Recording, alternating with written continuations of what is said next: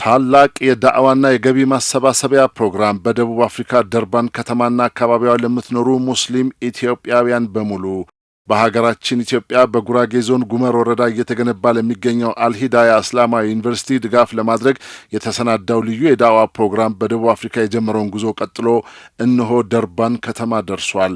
ኡስታዝ ኑሩ ቱርኪ፣ ኡስታዝ አብዱል መናን ከበደ፣ ኡስታዝ አዩብ ደርባቸው፣ ኡስታዝ ሳልሃዲን መለሰ በአካል ተገኝተው ምሽቱን ያደምቁታል። መስጂዱ የሚገነባበት ቦታ ዑመር ፋርዳና ኢማም ውርጀነ እንዲሁም የትግል አጋሮቻቸው ሃይማኖታችሁን ቀይሩ አንቀይርም በሚል ምክንያት ብቻ በባለጊዜው ንጉስ መስጂዶቻቸው ተቃጥለው ንብረቶቻቸው ተዘርፈው የተሰደዱበትና ኋላም ተደራጅተው ጦርነት ገጥመው በማሸነፍ እስላምን ጠብቀው ለኛ ለልጆቻቸው ያቆዩበት ታሪካዊ ስፍራ። በዚህ ታሪካዊ ቦታ በሚሰራው መስጂድና እስላማዊ ዩኒቨርሲቲ አሻራውን በማኖር ታሪካዊ ኃላፊነቱንና እስላማዊ ግዴታውን ይወጡ ዘንድ በፕሮግራሙ ላይ እንዲገኙ በክብር ተጋብዘዋል።